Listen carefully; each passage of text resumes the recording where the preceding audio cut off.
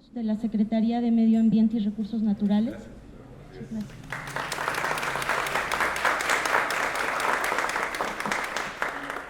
El ingeniero Héctor Mota Velasco, gerente estatal de la Comisión Nacional Forestal.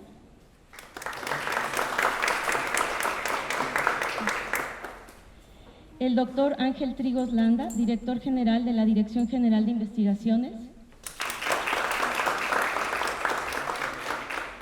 El doctor José Blancas Vázquez, responsable técnico de la red temática de CONACYT, Productos Forestales No Maderables, aportes desde la etnobiología para su aprovechamiento sostenible.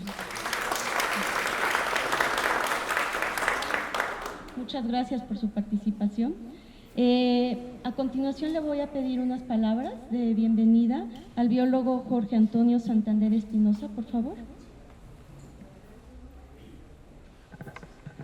Buenos días. Primeramente, muchas gracias por la invitación a nombre de la Secretaría de Medio Ambiente y Recursos Naturales. Y en segundo lugar, felicitar la iniciativa, nos parece muy pertinente, de verdad. Comentaba con una amiguita, compañera, que esto ya debió haberse hecho hace un par de décadas, pero bueno, qué bueno que la iniciativa jala.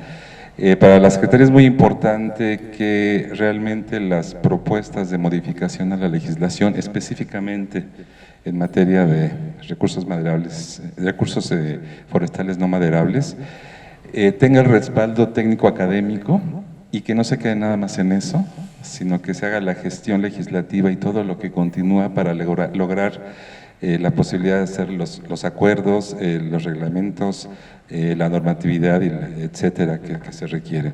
Entonces, solamente agradecer la atención, la invitación, y estamos a la orden de la Secretaría de Medio Ambiente aquí en la delegación. Muchas gracias, doctora, muchas gracias al presidium y a ustedes, por supuesto, que son los principales actores. Gracias.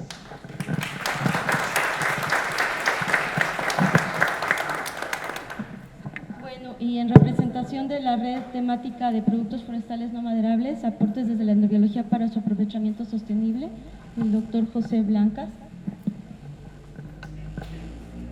Hola, buenos días a todas, todos. Gracias por la invitación, Citlali. Justo este seminario es iniciativa de la gente de aquí del CITRO que trabaja con nosotros en la red.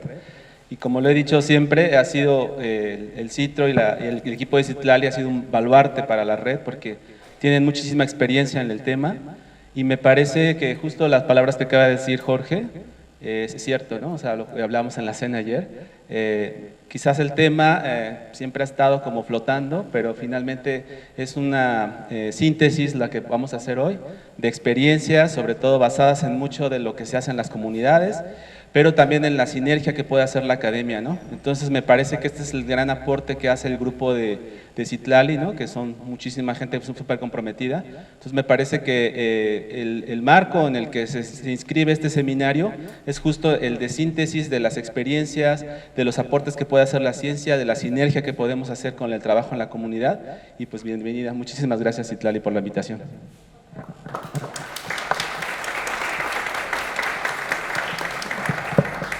Bueno, también quiero mencionar que como servidores públicos contamos con la participación en las presentaciones de la maestra Lucila Neira González, subcoordinadora de la Coordinación de Recursos Biológicos y Productos Comunitarios de la Comisión Nacional para el Conocimiento y Uso de la Biodiversidad.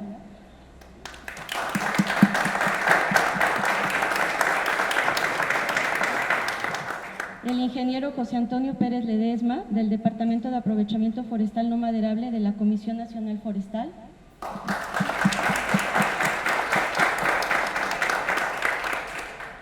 Y el maestro Omar Eduardo Rocha Gutiérrez, subdirector de Manejo y Desarrollo de Poblaciones de la Secretaría de Medio Ambiente y Recursos Naturales.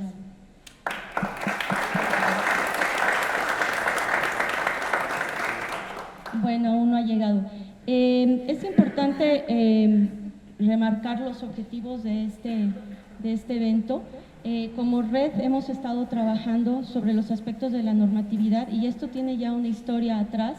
En 2007 iniciamos con otra red a nivel latinoamericana de productos forestales no maderables, justo desde CITRO, desde el Centro de Investigaciones Tropicales, y el tema de la normatividad ha sido punto clave a lo largo de todo el trabajo que se ha realizado. Quiero reconocer el trabajo de una compañera muy querida, de Kathy Isley, del Grupo de Estudios Ambientales en esta temática, en su aporte y todo lo que aprendimos de ella. Y bueno, también recalcar que nos encontramos en una coyuntura muy importante. En 2018, en junio de 2018, se aprobó la Ley General de Desarrollo Forestal y se está elaborando la reglamentación. Y en esa área es donde nosotros pues intentamos aportar con nuestra experiencia, con nuestro trabajo con comunidades, con nuestro trabajo con diferentes organizaciones no gubernamentales para aportar algunos elementos. Esa es la finalidad principal. Y bueno, como sabemos, los productos forestales no maderables son una amplia gama de recursos que provienen del bosque, a excepción de la madera en rollo, y tenemos desde situaciones de frutas que se recolectan directamente y se consumen, hasta cadenas productivas muy complejas como son la candelilla, como son la resina, con productos incluso de exportación. Entonces es un panorama muy extenso, muy amplio, muy complejo, en donde desde la red hemos recalcado algunos puntos que seguramente se verán y se discutirán en este seminario, que tienen que ver principalmente con el reconocimiento del conocimiento ecológico tradicional, la protección, la necesidad de la protección de los conocimientos colectivos de comunidades y pueblos indígenas, la visibilidad de los recursos naturales como parte del territorio y de las decisiones de las comunidades sobre sus recursos y sobre lo que mantienen, incluso manteniendo un alto índice de diversidad natural y ecológica, o sea, cultural, son territorios bioculturales de importancia a nivel nacional. Y bueno, también recalcar la situación de que los recursos naturales no maderables están siendo la única, en algunas ocasiones, la única opción de ingreso para muchas familias. Y esto se está observando en muchos ámbitos, en muchos contextos. Entonces nos encontramos ante un panorama complejo, diverso, en donde, bueno, todos desde diferentes enfoques, miradas, nos da mucho gusto que esté la participación activa de muchas instancias de gobierno, y como universidad, como universidades que somos los que estamos aquí, universidades públicas, pues uno de nuestros papeles y nuestras tareas fundamentales es lograr incidir en las políticas públicas. Este es el sentido de este seminario y bueno, nuevamente la bienvenida para todos. Para cerrar esta inauguración le voy a solicitar al doctor Trigos que nos dé unas breves palabras y inaugure de manera formal. Gracias. Muy buenos días a todos. La verdad es un placer, Citlali, venir al CITRO. Me da mucho gusto ver un centro pequeño pero muy bien organizado y sobre todo muy vinculado con la sociedad y con las comunidades. Te felicito y felicito a todos los integrantes del CITRO. Por otro lado, les quiero dar la bienvenida a nombre de la Universidad Veracruzana a todos ustedes. Gracias por asistir y sobre todo me da mucho gusto que, además de estar estudiando el aprovechamiento de los recursos naturales, en este caso de los productos no maderables, pues de alguna forma también estén preocupados por la normatividad de su aprovechamiento.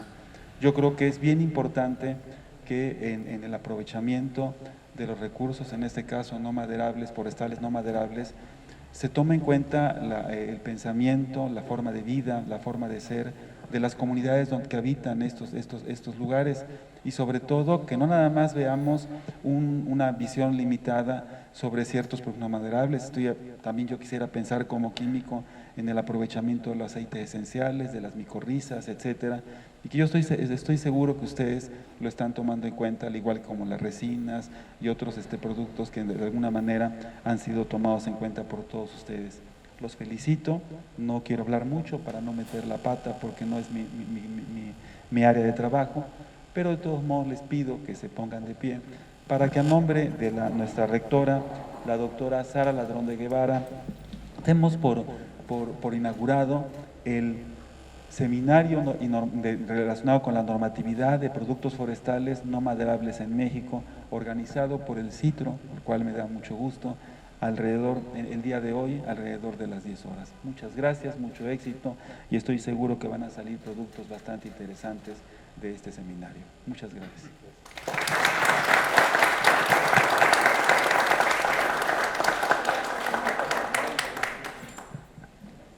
Bueno, vamos a tomar unos minutos para instalar aquí la mesa e iniciar. Vamos a iniciar con la presentación de la compañera Rachel Wimberg. Ella es académica de la Universidad de Cape Town en Sudáfrica. No logró venir, entonces vamos a tener su participación a través de una videoconferencia con el apoyo de Gabriela Naya, que estará haciendo la interpretación simultánea.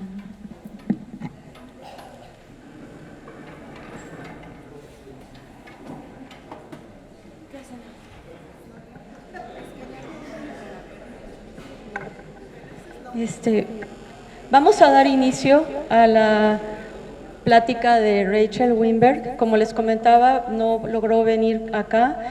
Ella es académica de la Universidad de Cape Town en Sudáfrica, con una gran experiencia en los productos forestales no maderables a nivel internacional. Y bueno, en Sudáfrica tienen ya una normatividad dirigida a algunos productos con una experiencia interesante, importante, que quisimos que nos la transmitiera. Entonces, bueno, esta es la finalidad. Le damos la bienvenida, aunque sea por este medio. Iniciamos.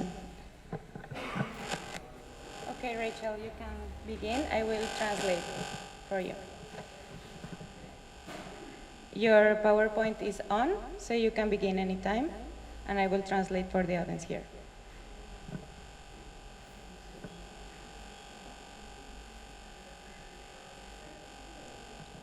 No le estamos oyendo.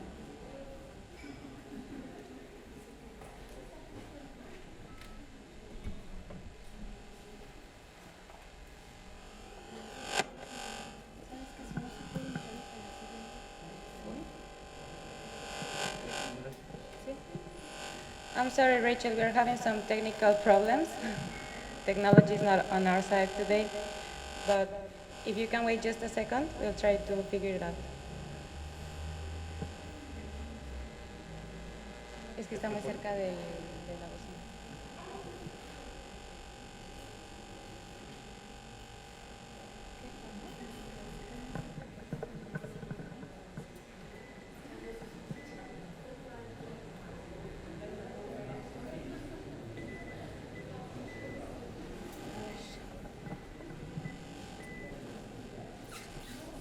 ¿Por qué no funciona?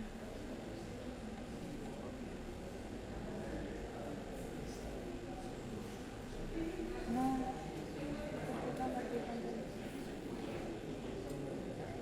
Quita el video y hablemos solo por la...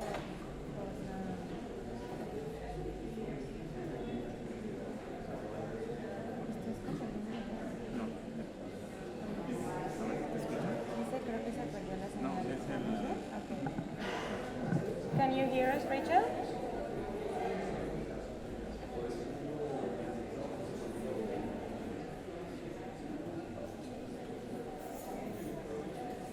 ¿Qué pasa? No, o sea, no escuchamos cuando hablamos.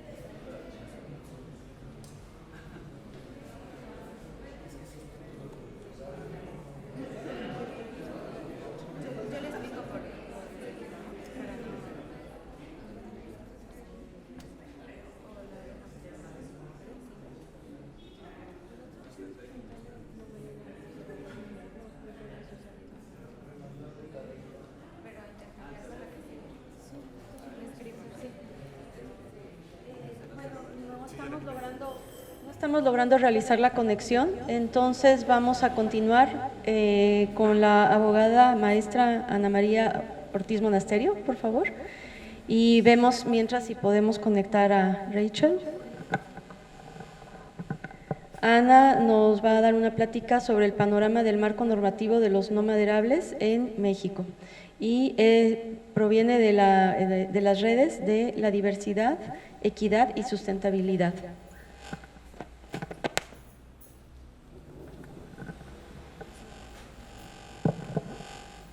Gracias, buenos días a todos.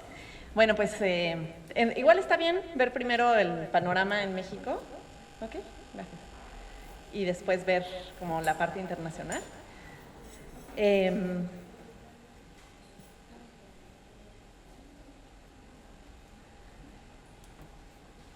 Bueno, les voy a dar un panorama muy general, obviamente por el tiempo que tenemos, pero lo que quiero que veamos básicamente, como para tener la idea completa, es la parte constitucional, porque en México, bueno, la Constitución se considera la norma fundamental, como en otros sistemas jurídicos, entonces, pues es muy importante todo lo que está ahí. Los tratados internacionales, que forman parte de un bloque de constitucionalidad, como les voy a comentar ahora, y un poco de la legislación nacional y de las normas nacionales. Entonces, ¿cómo le adelanto con la flechita? Sí. Bueno, eso es un poquito lo que vamos a ver. Entonces, empezamos con las bases constitucionales. El artículo primero de la Constitución establece la supremacía de los derechos humanos. No lo escribe así, pero básicamente es: todas las personas tienen los derechos humanos que están contenidos en la Constitución y en los tratados internacionales en materia de derechos humanos. Esto es a lo que le llamaba hace un momento el bloque de constitucionalidad. Y todas las autoridades están obligadas a respetarlos, promoverlos, o sea, autoridades federales, estatales, municipales y de todas las esferas y todos los ámbitos, no solo las autoridades en materia de derechos humanos, ¿no? Evidentemente. El artículo segundo es el artículo de la Constitución que se refiere al derecho indígena. Entonces, ahí hay varias disposiciones que son importantes. Está el derecho a la libre determinación y la autonomía, que implica el derecho a conservar y mejorar el hábitat y preservar la integridad de las tierras de los pueblos y comunidades indígenas en México, y su derecho a acceder al uso y disfrute preferente de los recursos naturales de los lugares que habitan y ocupan. Como ven aquí, no se refiere a de los que son dueños, propietarios, ¿no? Los que habitan y ocupan. Y esto es muy, muy afín a lo que está en el derecho internacional. En la práctica, a final de cuentas, las comunidades y los pueblos indígenas se enfrentan a tener títulos de propiedad para poder ejercer sus derechos, ¿no? Y en el tema de no maderables, pues es uno de los conflictos, creo, importantes, porque hay mucha gente sin tierra que necesita utilizar los productos forestales no maderables para su sobrevivencia, ¿no? Bueno, además está la obligación de los gobiernos, tanto federal como de las entidades federativas y de los municipios, de apoyar las actividades productivas y el desarrollo sustentable mediante acciones que permitan alcanzar la suficiencia de ingresos económicos para las comunidades indígenas. Entonces, en realidad, todas las autoridades tendrían que estar actuando en este sentido, incluidas las autoridades forestales. A veces no me hace caso, creo que lo estoy dirigiendo mal. ¿O le tengo que encender? ¿Sí? Ya. Ok.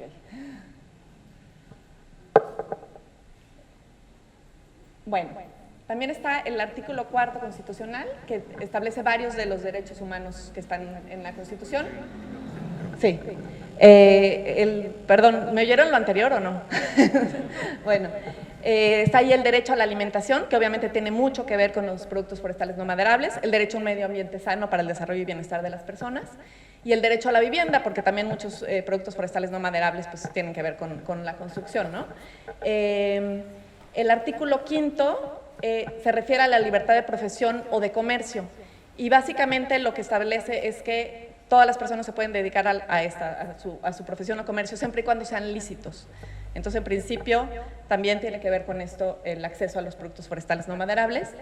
Y el artículo 25 señala que el desarrollo nacional debe ser integral y sustentable y que el uso de los recursos productivos tiene que ser en beneficio general, cuidando la conservación y el medio ambiente. Tenemos una constitución muy ambientalista, en realidad, si se fijan.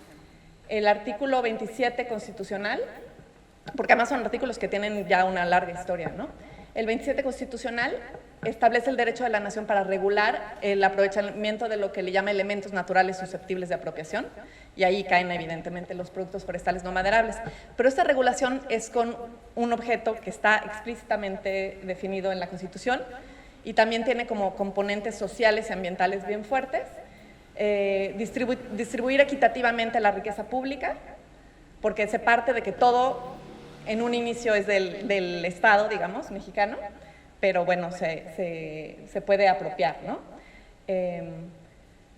Otra parte del objeto es conservar los elementos naturales, lograr el desarrollo equilibrado del país, mejorar las condiciones de vida de la población rural y urbana y preservar y restaurar el equilibrio ecológico. Entonces, como ven, están como los dos componentes. Cuando nos topamos con gente que está como más del lado conservacionista y del lado de las prohibiciones, pues en realidad están muchas veces contraviniendo o yendo en contra de lo que está establecido en la Constitución, que balancea los dos aspectos, ¿no?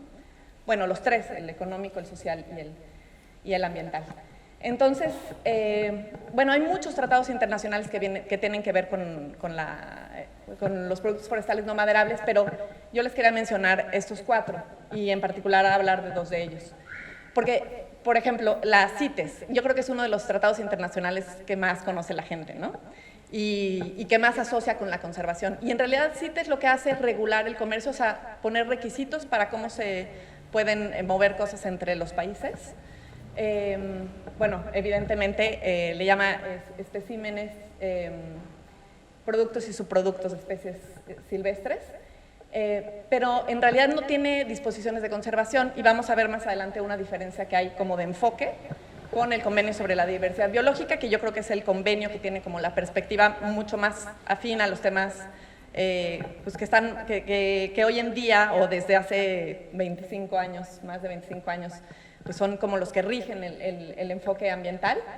Pero también está el convenio 169 de la Organización Internacional del Trabajo, que tiene que ver con los derechos de los pueblos indígenas y tribales de países independientes. Y les quería mencionar el Tratado de Libre Comercio, porque aunque se asocia con muchas otras cosas, pues sí tiene un acuerdo paralelo ambiental, que ahora va a ser el Tratado de Libre Comercio, el Tratado México, Estados Unidos, Canadá, pero se supone que se va a conservar toda la parte ambiental hasta donde los expertos han analizado. Y lo quería mencionar porque ahí está la Comisión para la Cooperación Ambiental y ha tratado temas de conocimiento tradicional. Y creo que esto es bien relevante para el tema de productos forestales no maderables, pero en realidad había resaltado el 169 de la OIT y el del CDB, el de la diversidad biológica, porque creo que son los que más nos dejan claro cómo está el régimen en México. Y el 169 de la Organización Internacional del Trabajo, básicamente hay un poquito como lo que les señalaba del artículo constitucional sobre derechos de los pueblos indígenas, se refiere a la propiedad y a los derechos sobre las tierras, territorios y recursos de una manera mucho más laxa que simplemente tener títulos de propiedad. O sea, se reconoce un derecho a utilizar las tierras que tradicionalmente han poseído, ocupado o de alguna otra forma utilizado. Entonces, por ejemplo, aquí en México esto no se ve mucho en la práctica, pero por ejemplo en Canadá sí se ha desarrollado bastante, por ejemplo, para todo el tema de sitios sagrados de los nativos en Canadá. Y en fin, es algo que se puede ir desarrollando y son derechos que existen y que si se va a una corte internacional pues se pueden defender, ¿no? También hay derechos sobre los recursos naturales existentes en sus tierras y a participar en su utilización, administración y conservación, pero también, por ejemplo, hay un derecho a la consulta, que también pues, generalmente se tiene que ir a una corte internacional de derechos humanos para lograr que se respete, cuando se van a utilizar recursos que son propiedad de la nación, o sea, por ejemplo, el petróleo, pero en las tierras, o la minería, ¿no? En las tierras de los pueblos indígenas. Hay un derecho a la consulta y a evitar los daños que puedan sufrir por este aprovechamiento. Entonces, pero ya más relacionado con productos forestales no maderables, el convenio 169 de la OIT reconoce la artesanía, las industrias rurales y comunitarias y las actividades tradicionales y relacionadas con la economía de subsistencia de los pueblos, y la caza, pesca y recolección como factores importantes de la cultura para su autosuficiencia y para el desarrollo económico. Y obliga a los estados parte a velar porque se fortalezcan y fomenten estas actividades, que es lo que debería estar pasando con los productos forestales no maderables, ¿no? Y también obliga a que se brinde asistencia técnica y financiera apropiada según las técnicas tradicionales y las características culturales de los pueblos involucrados. Entonces, así está según la normatividad internacional, que es parte de la ley mexicana. Y por otro lado, el convenio sobre la diversidad biológica. Este es un convenio muy importante porque ya ve la diversidad biológica como sus 3 niveles, genes, especies, ecosistemas, y hay un reconocimiento porque aquí había una lucha, ¿no? O sea, los países desarrollados querían que quedara la biodiversidad como patrimonio común de la humanidad, y entonces los países en desarrollo dijeron, no, a ver qué pasó, o sea, se gastan lo suyo y ahora quieren que todo sea de todos, ¿no? Entonces, quedó como su conservación es de interés común de toda la humanidad. Eso tiene mucho más sentido porque evidentemente lo que pasa en un lugar pues afecta a todo el mundo, pero también que la distribución de la diversidad biológica es desigual en el planeta y que es parte importante del proceso de desarrollo, ¿no? Que era también como una lucha que quisieron dar los países en desarrollo para que no se hiciera un enfoque como limitante, ¿no? Más que establecer obligaciones precisas y específicas, lo que establece son metas y políticas generales, y todos los estados parte tienen que desarrollarlo en su propia legislación, y pues se reconocen muchas cosas, pero una bien importante, que es lo que les decía que lo hace diferente de CITES, es que la exigencia fundamental, de acuerdo al convenio sobre diversidad biológica, para la conservación de la biodiversidad es la conservación in situ, o sea, la conservación de poblaciones y hábitats naturales. CITES, o sea, en principio, lo que es sustentable es lo que viene de un criadero, un vivero, y es bien complicado que se reconozca como la cosecha sustentable de productos que están en los listados de CITES, ¿no? Entonces, es un cambio bien importante. Y bueno, el enfoque es lograr la conservación, lograr el aprovechamiento sustentable y lograr la distribución equitativa de los beneficios. Este tratado además tiene 2 protocolos, y uno de ellos, el de Nagoya, también es muy relevante para productos forestales no maderables. También es un protocolo bastante controvertido, pero bueno, en principio lo que busca es que realmente haya un reconocimiento tanto de dónde vienen los recursos como de dónde viene el conocimiento tradicional, y que se haga una distribución equitativa de los beneficios. Bueno, y aparte hay disposiciones que tienen que ver con cómo se organiza el Estado para aplicar la ley. Aquí la cuestión es que estos temas son eminentemente federales. Hay poca participación para los gobiernos de los estados y las entidades federativas. Sí la hay, pero básicamente la regulación está a cargo del gobierno federal. Entonces todo tiene que ver con la Ley Orgánica de la Administración Pública Federal, que regula la estructura y funcionamiento de cómo funciona el Poder Ejecutivo, ¿no? El presidente tiene secretarías de Estado para atender los temas y puede establecer comisiones intersecretariales. Pero además hay otros organismos que están a cargo del Ejecutivo que determinan otras leyes. Por ejemplo, la que antes era Comisión para el Desarrollo de los Pueblos Indígenas, ahora el Instituto Nacional de Pueblos Indígenas, está establecido en una ley aparte, ¿no? No es una comisión intersecretarial y no es una secretaría de Estado tampoco, ni se deriva de las disposiciones orgánicas de una dependencia. Y obviamente la dependencia, la Secretaría de Estado que está encargada de estos temas es la Semarnat, que además tiene órganos desconcentrados como por ejemplo la CONAFOR, y unidades administrativas como por ejemplo la Dirección General de Vía Silvestre, la Dirección General de Gestión Forestal y de Suelos, que otorga autorizaciones en materia de aprovechamiento forestal. Y Obviamente hay otras secretarías que tienen atribuciones importantes como aquí debería decir SADER, la Secretaría del Bienestar, la Secretaría de Turismo, Hacienda, Economía, la SEP, y la CONABIO, que sí es una comisión intersecretarial formalmente, como lo establece la Ley Orgánica de la Administración Pública Federal. Entonces, la legislación básica son los fundamentos constitucionales, que también, como les decía, en el bloque de constitucionalidad incluye los tratados internacionales, pero además hay leyes que tienen que ver con la protección ambiental y el uso sustentable, con las tierras y aguas, que también afectan o tienen un efecto sobre el aprovechamiento de productos forestales no maderables, y otras leyes relevantes.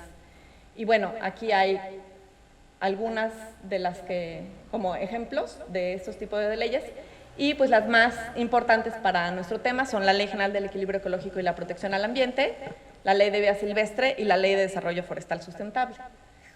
Pero todo lo demás también tiene que ver, por ejemplo, el Código Penal para efectos de delitos, la Ley Federal de Derechos, para pagos tanto de aprovechamientos como de servicios, ¿no?, que presta el Estado, o sea, autorizaciones y así.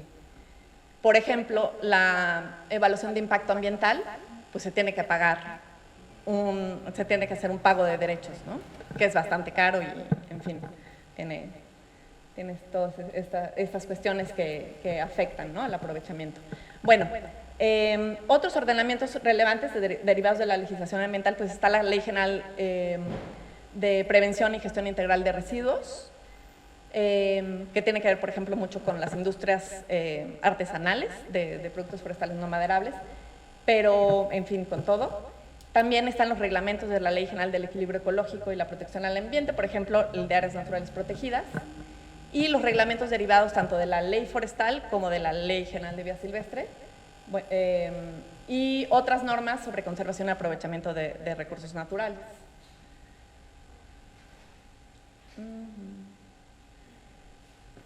Entonces, la LEGEPA pues, es una ley que existe desde 1988, o sea, ya es una ley que tiene mucho tiempo, pero además de que ha tenido muchísimas reformas, hay ciertas reformas que ocurrieron en 1996 que son muy importantes, porque se incluyeron conceptos, y esto es a partir justamente el convenio sobre la diversidad biológica, la cumbre de Río, se incorporó el concepto de desarrollo sustentable, y ese es un giro fuertísimo en la política ambiental y en el enfoque de cómo se aplica la legislación o cómo se escribe la legislación. También se incorporó el concepto de biodiversidad, que antes no estaba en la legislación, y se dio mucha fuerza, mucho impulso a la participación social y al derecho a la información ambiental. Esto obviamente pues, ha tenido a lo largo del tiempo variaciones, que tanto hay acceso realmente a la información ambiental y qué tanto se da la participación social y cómo, pero bueno, fueron cambios importantes que se dieron en la ley, y hay toda una definición del desarrollo sustentable, que además de incorporar los tres aspectos, tanto ambiental como económico y social, se refiere a la calidad de vida y a la productividad, y tiene este tema intergeneracional, ¿no?, de aprovechar los recursos naturales sin comprometer la satisfacción de las necesidades de las generaciones futuras. Entonces, esto ahorita ya no nos parece novedoso, pero en ese momento fue un cambio muy, muy, muy importante y muy fuerte, ¿no?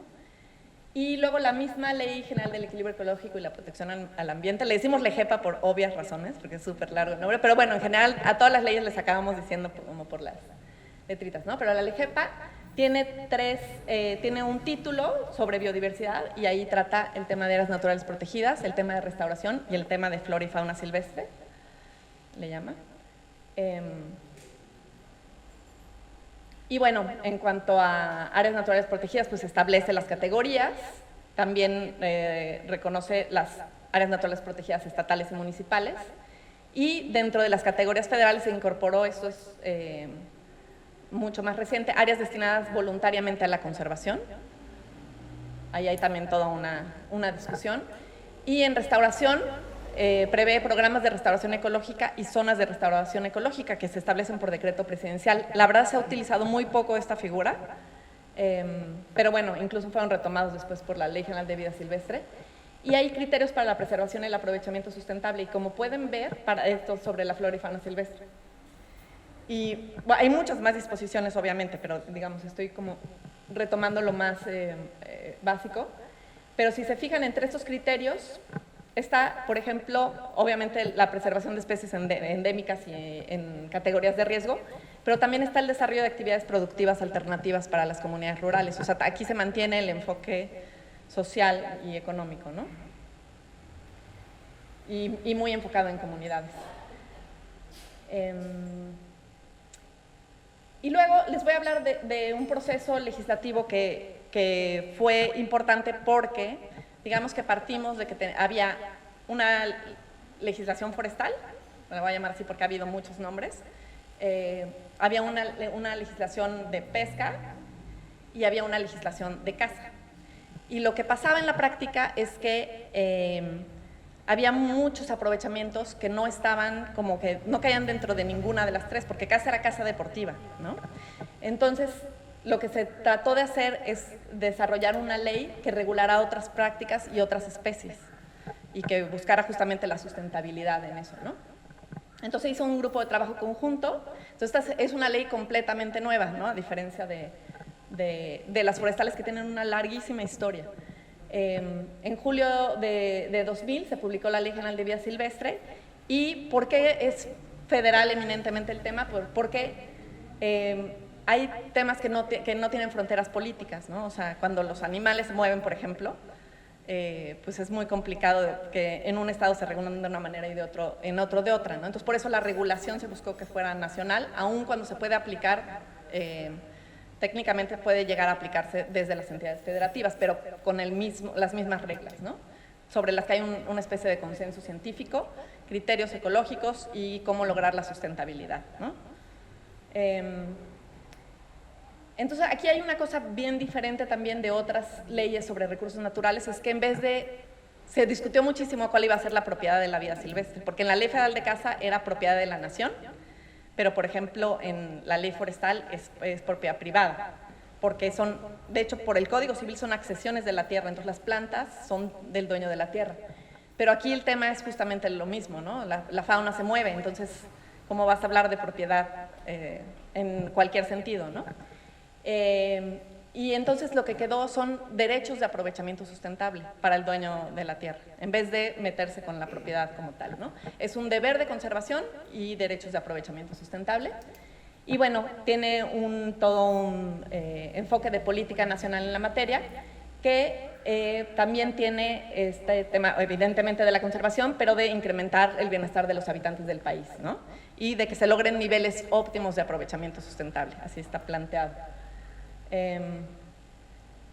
Y para esto, una de las figuras importantes son les llaman UMAS, Unidades de Manejo para la Conservación de Vida Silvestre. El problema con haberles puesto UMAS, que obviamente necesitaban un nombre corto, es que mucha gente, por ejemplo, incluso de gobierno, las llama Unidades de Manejo y Aprovechamiento. Entonces se pierde el tema de la conservación, o Unidades de Manejo Ambiental. Entonces como que… pero en realidad el objetivo general, según la ley de las UMAS, es la conservación de hábitat natural, poblaciones y ejemplares. Entonces, ese es como lo que ninguna UMA podría no tener, ¿no? Todo se supone que es en función de eso. Y además puede tener un montón de objetivos específicos que pues dependen, digamos, de cómo es el proyecto que se quiera hacer y qué tan diversificado y así esté.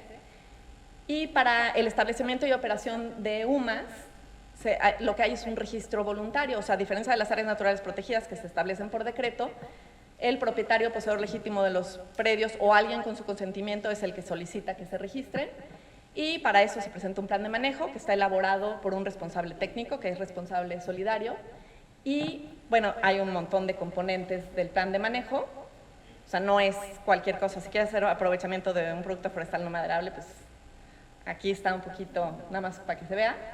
Y bueno, la idea del plan de manejo es que se puedan realizar aprovechamientos extractivos y no extractivos, o sea, como ecoturismo o así, controles y liberaciones de manera ordenada y legal. Entonces, eso es, o sea, está muy bien, pero si alguien va a usar unas hojas de palma para hacer el techo de su casa, establecer una UMA es como algo complicado, ¿no? Pero en principio se supone que, aunque vamos a ver algunas salvedades. La regla básica para el aprovechamiento de vida silvestre, de ejemplares, partes y derivados, se les llama en la ley, son autorizaciones otorgadas bajo condiciones de sustentabilidad. Y esto es con base en estudios de poblaciones y en muestreos. Pero hay algo que se introdujo a nivel reglamentario y que no va en contra de la ley, o sea que sí tiene, digamos, sí no tiene problemas de fundamento legal, que es los planes de manejo tipo. Es una figura que no se ha utilizado mucho, pero que yo pienso que para productos forestales no maderables podría ser bien interesante hacer planes de manejo tipo, porque justamente la idea es, facilitar el aprovechamiento de productos forestales de uso extendido en condiciones de sustentabilidad. Y lo único que se requiere aquí está el plan de manejo tipo, se adhieren los interesados a través de una carta que sustituiría la elaboración de un plan de manejo propio, ¿no? Entonces sí es una cosa que si nos pudiéramos a trabajar en esa línea, como en relación con estos protocolos que se están trabajando, pues podría facilitar los procesos, ¿no? Pero además reconoce el aprovechamiento para fines de subsistencia. Entonces a esto me refería un poquito con lo de, por ejemplo, las hojas de palma para techar, ¿no? O un montón de aprovechamientos que tienen que ver con el consumo directo, pero no solamente, y reconoce incluso que pueda haber venta en cantidades proporcionales a la satisfacción de las necesidades básicas de quien lo aprovecha y de su familia, ¿no? Entonces, se vale aprovechar y vender, claro, obviamente, pero ¿qué es lo que pasa aquí? ¿Qué onda con la sustentabilidad? Se supone que las autoridades están obligadas a dar apoyo, asesoría técnica y capacitación para realizarlo en cumplimiento de las disposiciones. O sea, la obligación en la ley quedó para las autoridades, no para los particulares, pero en el reglamento se puso que hay que contar con una autorización. Ahí no hay fundamento legal, por eso lo puse con signos de exclamación, porque en realidad no hay un fundamento legal para requerirle a la gente que tenga una autorización, pero en la práctica pues pareció como lo que mejor podía funcionar, ¿no? Y además reconoce esta ley el aprovechamiento ritual y ceremonial. No entramos en detalles aquí, pero también es muy relevante. Pero en realidad, si se fijan, el concepto viene de la legislación forestal, obviamente. Pero, como les decía, la ley actual es la séptima ley desde la Constitución de 1917, que es la vigente. Esta es la séptima ley forestal. Entonces ha habido toda una evolución y ha habido momentos en que los productos forestales no maderables han estado no regulados o escasamente regulados, y este es un momento pues, en que sí hay regulación, ¿no? Y bueno, falta reconocer un montón de cosas que ocurren, ¿no? O sea, tiene que ver con necesidades de alimentación, construcción, medicinas, fibras, tintes, es un complemento al ingreso, o sea, es un problema bien complejo, ¿no? Pero pues la legislación de pronto tiene que ser un poco tajante. Y entonces la Ley General de Desarrollo Forestal Sustentable, como les decía, esto ya viene de una larga historia, por eso no voy a entrar en tanto detalle, pero hay un cambio en la ley del año pasado, la nueva ley que se llama igual que la anterior, y es que ya no se establecen los requisitos en ley, sino que se remiten a reglamento, y esa es una ventana de oportunidad bien importante. Hoy en día está vigente el reglamento de la ley anterior, entonces estamos en las mismas, digamos, que antes de que se publicara la ley, pero si el reglamento queda distinto, puede favorecer el aprovechamiento sustentable de productos forestales no maderables, ¿no? Entonces, como ven, hay casos en que se requiere una autorización, casos en que se requiere un aviso, pero a final de cuentas, lo del aviso suena como que es muy sencillo, pero el aviso requiere de una amplia documentación y de un estudio técnico o programa de manejo simplificado que es similar a un plan de manejo. Entonces, a la hora de la hora, aun cuando es un aviso, acaba siendo pues, un proceso burocrático complejo, ¿no?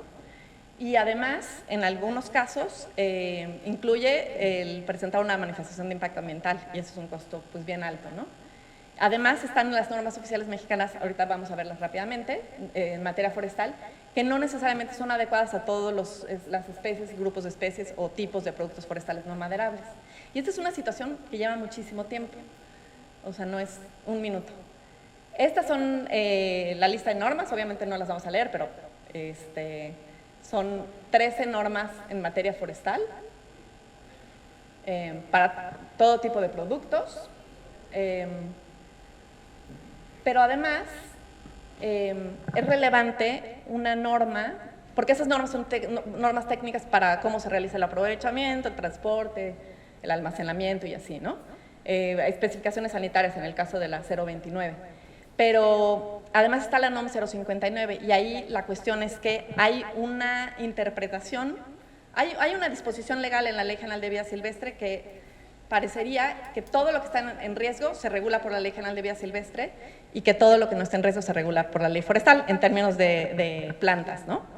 Pero en realidad, si se lee con cuidado la Ley de Vida Silvestre, la Ley Forestal aplica para el aprovechamiento sustentable. Si no fuera sustentable el aprovechamiento, se podría aplicar la Ley General de Vida Silvestre, o sea, si conviniera. Y hay gente, por ejemplo, que trabajaba con orquídeas, que en algún momento promovió establecer una UMA porque dijo es que la NOM forestal no es sustentable para las especies con las que yo voy a trabajar, por lo menos.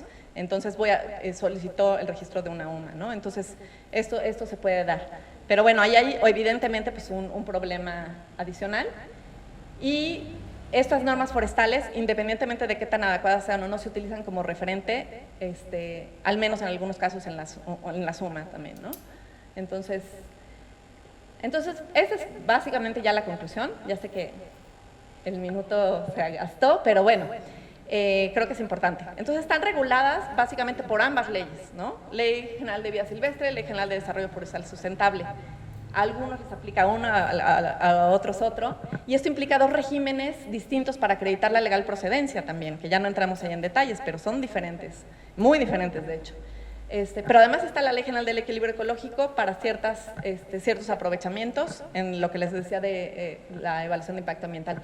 Además están las normas forestales y otras que de manera indirecta inciden en la regulación de algunos productos, por ejemplo, para bebidas alcohólicas de agaves silvestres, que viene todo de la denominación de origen y hay una norma, y eso tiene que ver con la Secretaría de Economía, pero también plantas medicinales, Secretaría de Salud, y en fin, otras dependencias y otras normas también aplican. Entonces, la situación en la que estamos, y esto justamente Kathy Ilsley lo dijo hace ya muchísimos años, lo escribió, estamos en una situación de falta de congruencia y de articulación entre las diferentes leyes, y seguimos estando. Hay sobreregulación, hay altos costos de cumplimiento, hay falta de claridad, y esto hace inviable económicamente muchos. Entonces, ¿qué acaba sucediendo? Continúan las extracciones ilegales en comunidades incluso las que han buscado legalizar su aprovechamiento, no se diga los que aprovechan, como dicen, a río revuelto ganancia de pescadores, no hay que decirse, pero de quienes no lo quieren hacer legalmente, ¿no? Que también eso es una realidad. Entonces, creo que el principal reto es avanzar en el reconocimiento tanto de la realidad, que es mucho más compleja que la ley, como de las normas comunitarias. Obviamente, pues, qué fácil es decir esta frase y qué difícil es hacerlo, ¿no? Porque creo que ha habido genuinamente esfuerzos porque esto ocurra en los procesos de generación de la normatividad, pero es realmente complicado, ¿no? Justamente por la diversidad de las normas. Entonces, esa es la situación en la que nos encontramos en México, más o menos. Y cualquier cosa, ahí está mi correo.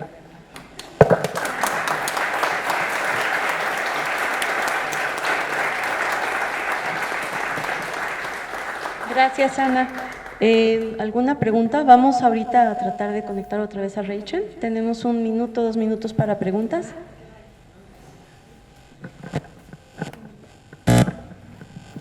Un detallito del último renglón del artículo 2 de la Constitución, que yo creo que nos cambia mucho el panorama, cuando dice que todos los derechos de las comunidades indígenas que tutela el artículo 2 son aplicables a comunidades equiparables.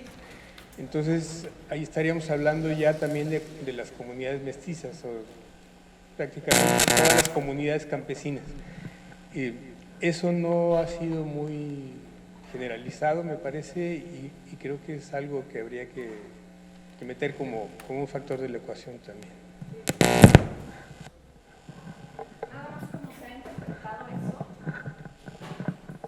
Como se ha interpretado lo de comunidades equiparables, no es tan amplio. En vez de como extenderlo a todas las comunidades mestizas o rurales, hacen mucho referencia, incluso en sentencias judiciales, a afrodescendientes. Entonces, no lo ven tan amplio. Pero sí, ya en realidad, además tenemos la ventaja, creo, que tanto en el derecho nacional como en el internacional es la autoadscripción. Entonces, en realidad, cualquiera que se considera a sí mismo indígena, en principio no tendrá ni que probarlo, podría, o sea, es titular de todos esos derechos. Tienes toda la razón. ¿Alguna otra pregunta? Bueno, entonces damos pie, gracias Ana, a la presentación de Rachel.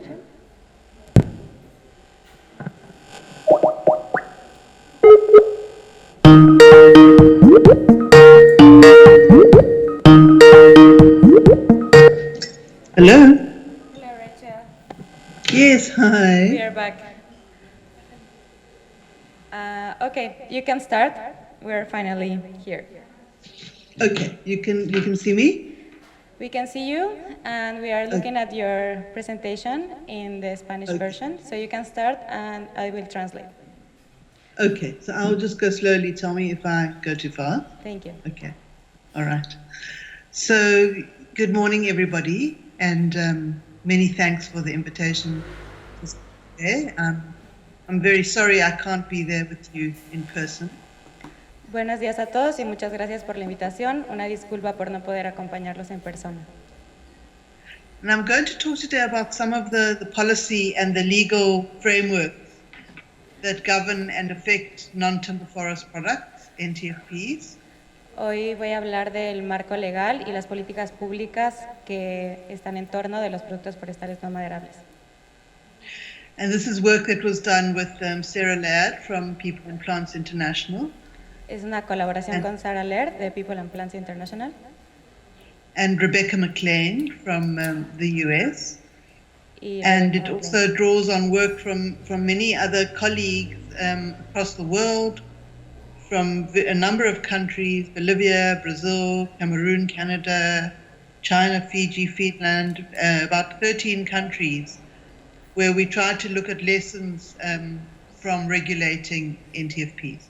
Es una colaboración con alrededor de 13 países, desde los que se han obtenido muchas lecciones en torno a la regulación de los no maderables. Next slide, please. So I think I don't need to tell this audience how important NTFPs are, the importance they play for many communities around the world, for subsistence, for food, for trade, for cash to pay school fees, medicines, and so on. Creo que no tengo que decirle a esta audiencia lo importantes que son los no maderables para la subsistencia, la generación de ingresos en efectivo para las comunidades, etc. And often these incomes are even higher than those from agriculture or from livestock. There's some work coming out showing how important these are for household incomes. A menudo estas fuentes de ingresos son incluso mayores que las de la agricultura y las de la ganadería, teniendo un impacto muy alto en los ingresos de estas familias. But the problem is that they're a very complex group of species, and it's been very, very difficult to regulate NTFPs, and the record of regulation by government hasn't been very good. La complejidad en la cantidad de especies ha hecho que sea muy difícil la regulación de los no maderables. Next slide, please. So, I mean, one of the biggest problems is that NTFPs can be so many different things, so many parts of the plant, the roots, the bark, the leaves. They can be different kinds of species with different life histories. And then they're traded in many different ways or used in different ways for subsistence purposes. La complejidad de la regulación de los no maderables tiene que ver con que son una heterogeneidad de productos que pueden venir de distintas partes de la planta, pueden ser muchísimas especies, las formas de comercio son muy variadas, etc. But the problem is that often the laws treat them in the same way without recognizing these diversity of uses. El problema con las leyes es que no las reconocen de esta manera tan diversa y sin identificar y comprender los diferentes usos. And this is especially a problem for subsistence use, especially for communities who rely on these resources. So if they are overregulated, they can have negative impacts on livelihoods. Esto es especialmente crítico para las comunidades que los usan como medios de subsistencia, y la sobreregulación de estos productos puede resultar en afectar los medios de vida de estas comunidades. Of course, where there are risks of overharvesting, there have to be clear rules for regulating that. But Claro que- mostly we are arguing that it's when there is industrial trade that there has to be most attention paid to internationally traded species. La mayor atención tiene que prestarse cuando hay un comercio a gran escala de manera internacional y cuando hay una sobre recolección de estos productos. The next slide, please. And we're saying that the markets particularly are often very, very erratic, that things change from one day to the next, demands change, prices change, consumers' preferences change. So it's important that these laws are able to be flexible so that they can respond to changes in the markets, but also changes in the ecology. Estas leyes tienen que adaptarse y ser flexibles, puesto que el mercado, las modas de consumo cambian muy rápidamente. The next slide, please. So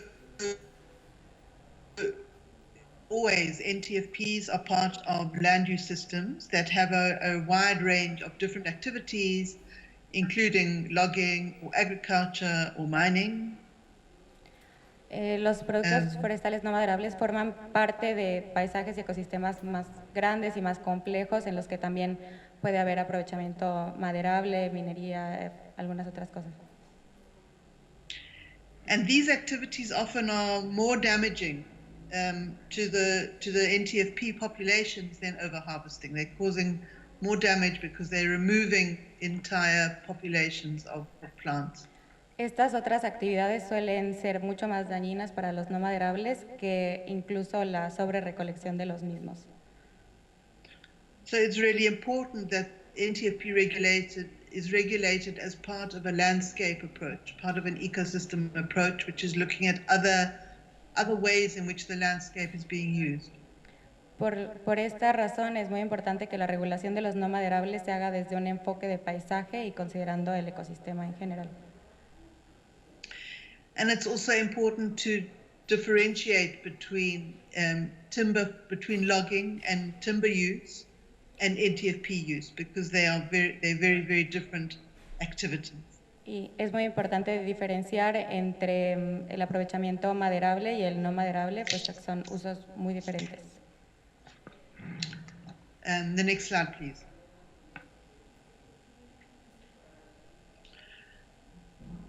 So one of the issues that is not often thought about too carefully with NTFPs is the role of power and other social relations. Una de las cosas no suficientemente consideradas dentro de la regulación de los no maderables es el factor del poder y otras relaciones sociales. And this can happen in different ways. It can happen between the different actors in a trade chain, between the supplier, for example, and the buyer. Estas relaciones están dadas en muchos momentos del intercambio entre el comprador y el que vende. Or it can be between different communities that are using the same resource, maybe a community that has tenure and then an outside harvester might be coming in, and there can be conflict between the so-called insiders and outsiders, and there's a lot of power dynamics and social problems. También pueden haber conflictos entre comunidades que hacen aprovechamiento de un mismo recurso, siendo que uno tenga o no la tenencia de la tierra, y bueno, generar conflictos sociales. And there's also a really important need for indigenous peoples to recognize the legal rights that Indigenous peoples might have, and to assist Indigenous and local communities to become organized so that they can assert their rights and that the power imbalances can be equalized somehow, but especially in these commercial chains. Con los pueblos indígenas puede ser que necesiten apoyo en ciertos momentos para organizarse y poder hacer valer sus derechos y equilibrar un poco la balanza del poder. So, for example, in a community that we've been working in Zimbabwe, the situation in Zimbabwe is very economically frail, and communities are very vulnerable because they are economically desperate, and so there's the potential for bribery and for corruption and exploitation becomes very high.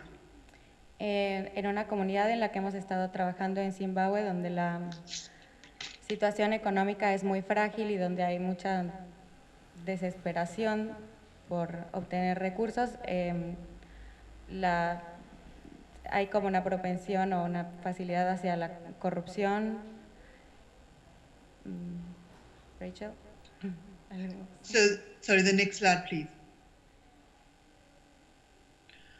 One of the biggest problems is the lack of information that policymakers have about NTFPs. Uno de los más grandes problemas es la falta de información que tienen los formuladores de estas políticas públicas sobre los no maderables. So to draft good laws, we really need good information about the ecology of the species, about the different actors involved, about the benefits of use, about the markets, about the types of technologies that are used to harvest. All of that is really important, but it's very, very difficult to collect all of that information for every species that is used. Es muy complicado conectar toda la información sobre ecología y manejo de las especies, los actores que están involucrados en el manejo, las cuestiones económicas, los mercados y tecnologías y prácticas asociadas a estos recursos. So we're suggesting that it shouldn't, one should have priority focus on, the species that are most threatened or those that are most in demand commercially, and try and collect information about those. So there's a system of prioritization. Debería haber una recolección de toda esta información, al menos de las especies que están más manejadas o que tienen más demanda en el mercado. And sometimes, even when there's a crisis, it might even be better to leave things alone, to leave the status quo, rather than to intervene before having the full set of information, because there might be unintended consequences. Es mejor no intervenir, dejar las cosas ser tal cual si es que no se tiene todavía toda la información, puesto que no tenerla puede resultar en un impacto negativo en el no maderable. The next slide, please. So the experiences we've heard about is that consultation is very variable with different stakeholders. But if policies are going to work properly, if they're going to be informed and effective, they have to include the voices of those who are harvesting and using the resources.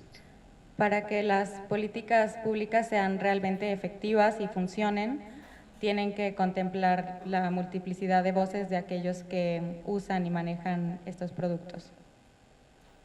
And in this way, the real needs, the priorities on the ground can be reflected in the laws and the policy.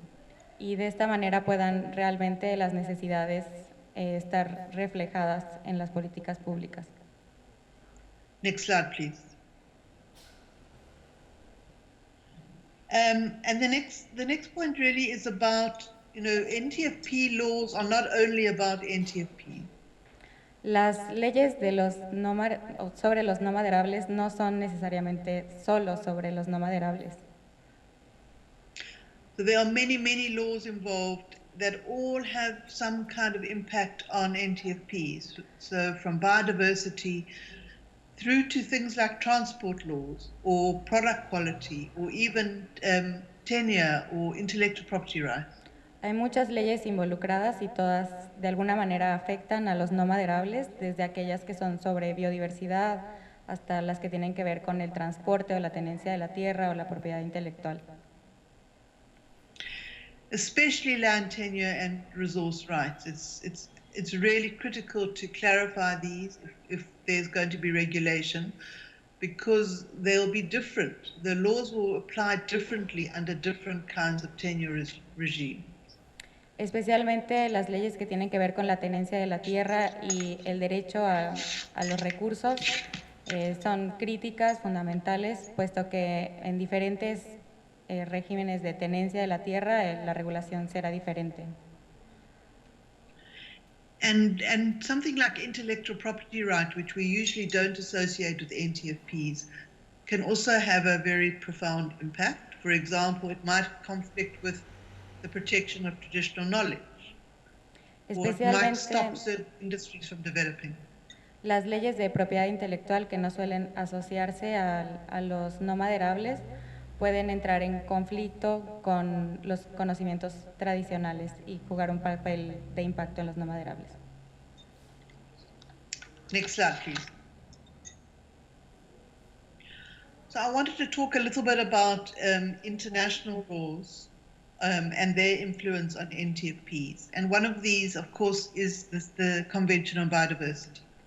Quiero hablar un poco sobre las leyes internacionales y su impacto en la regulación de los no maderables y, por supuesto, el convenio de biodiversidad es uno de ellos.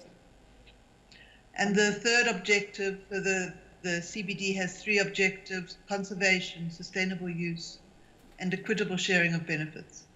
El CBD tiene tres objetivos: la conservación, la sustentabilidad y la participación en los beneficios de manera igualitaria, equitativa.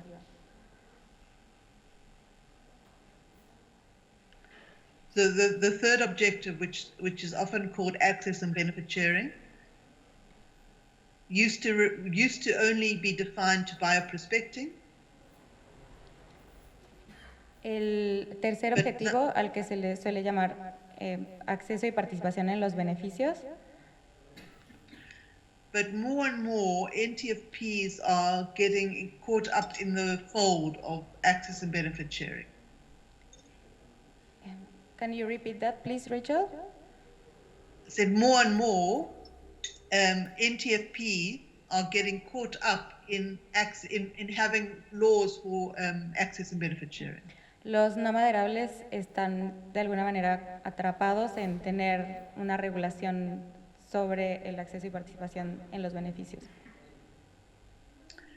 In South Africa, for example, we interpret the ABS laws now as including all NTFPs.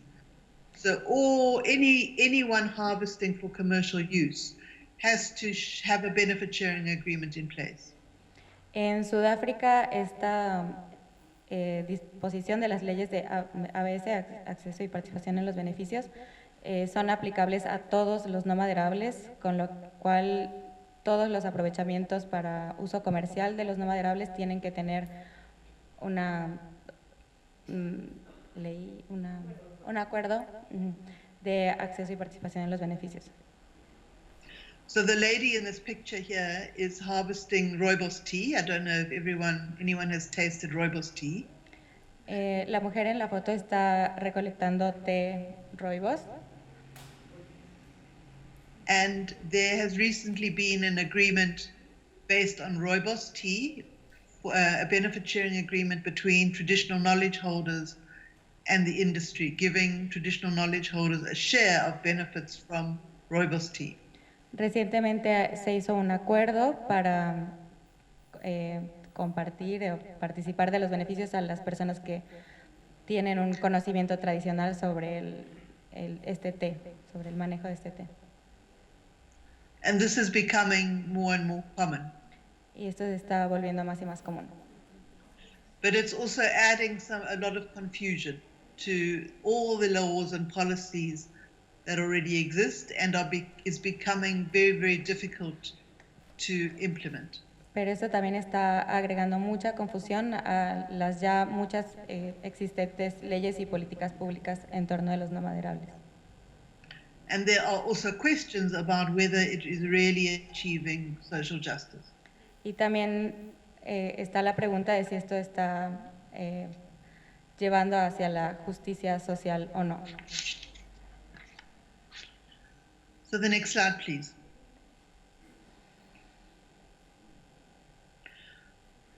So if we look at all the NTFP laws that there are, most of them don't have an overall strategy or a clear objective. They are usually very reactive. Si observamos la mayor parte de las leyes en torno a los no maderables, podemos ver que carecen de una estrategia general o de objetivos claros y que suelen ser reactivas.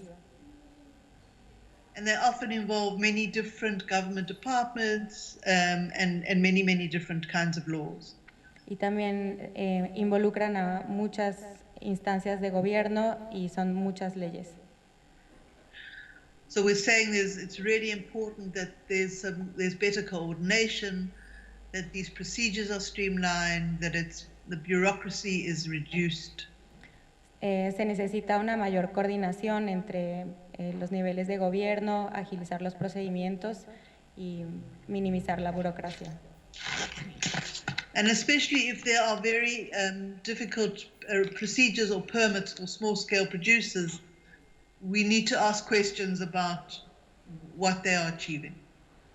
Es necesario preguntarse qué realmente se está alcanzando con todos estos requisitos impuestos a productores de pequeña escala. And keep our focus on what is really having an impact positively for the environment and for people. Y concentrar la atención en los aprovechamientos que tengan realmente un impacto sobre los no maderables y las personas. Next slide, please. So we're saying that the best NTFP policies generally work when there are incentives in place, supportive laws, things like certification sometimes help, tax breaks, or support for producer groups. Las políticas para los no maderables funcionan mejor siempre que haya incentivos, marcos normativos más comprensivos, posibilidad de certificaciones, exención de impuestos y soporte para grupos de productores. But sometimes if there is very intensive commercialization, it is important to have harder regulation approaches like permits or quotas or restrictions. Para aprovechamientos de mayor impacto es necesario tener enfoques de regulación un poco más duros con permisos y cuotas mayores impuestos. But the main lesson on the next slide, please, is that less is often more.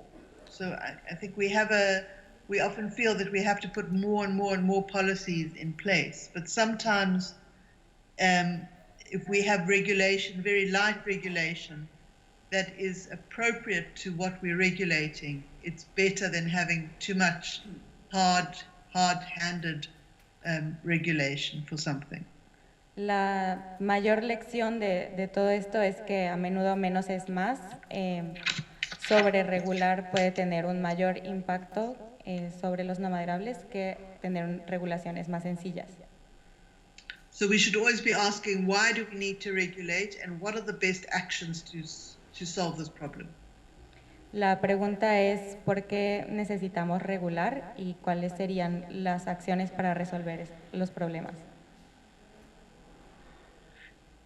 And then just finally, one of our findings was that where species are used in local context and are not heavily commercialized, often local laws or customary laws, if they're still strong, might provide a better approach for regulation rather than state regulation. El derecho consuetudinario y local puede representar mejores formas de regular que otro tipo de leyes, siempre y cuando estén sólidas. Okay. However, if customary law breaks down, or if the commercial pressures increase, then it's really important for government to step in with complementary regulation. Si las presiones del mercado aumentan mucho o el derecho local no está suficientemente fuerte, es importante que el gobierno entre a generar regulaciones complementarias. But this should be done in a sensitive way and involve local institutions in managing so that it minimizes the costs and it improves people's buy-in and support of the system. Pero para generar estas regulaciones es necesario integrar las particularidades locales y para que realmente se sustenten y se apoyen los medios de vida de estas personas. So we're saying a system that is decentralized and that is participatory and that brings together customary laws and statutory laws in a clever way are probably the way forward for many of these NTFP systems. Leyes que sean normativas o marcos legales que sean participativos, que incluyan la visión local, pueden ser más efectivas. And I think that's really, next slide please. That's all I wanted to say. I'm sure there might be some questions, but thank you very much for the opportunity to speak to you today. Muchas gracias y si hay alguna pregunta. Gracias, Rucho. Se logró por fin. ¿Hay alguna pregunta?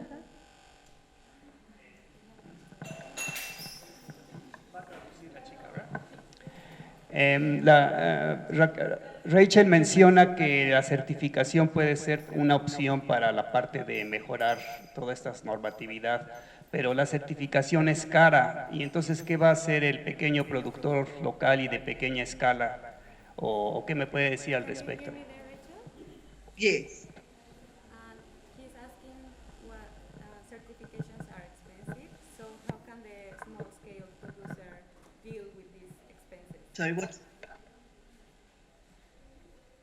How certification? Yeah, that's a good question.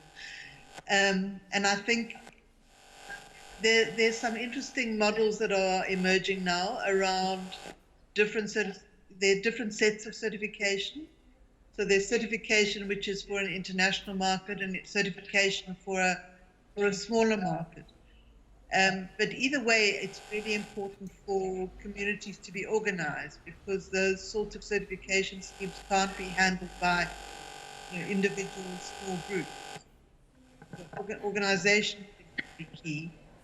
And depending on the markets, to really see which markets are being used. So we have something called participatory guarantee system, which is designed for a local market, where you don't have to bring in the external expensive certifier because it's for a local market. But of course, as soon as you are trying to reach European or American markets, it becomes something different. Bueno, voy a hacer un breve resumen de toda esa respuesta. Básicamente nos dice que hay como nuevos modelos de certificación que pudieran unos estar adaptados a un productor menor, de menor escala, y que pudiera ser menos costoso. ¿Alguien pescó algo más? Y que depende mucho de la escala de la comercialización, pero que puede haber pues esquemas que sean más locales.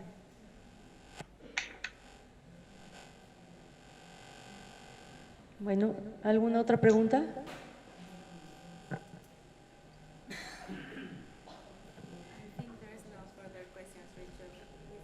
Okay. All right. Thank you so much. Good luck for the conference. Gracias.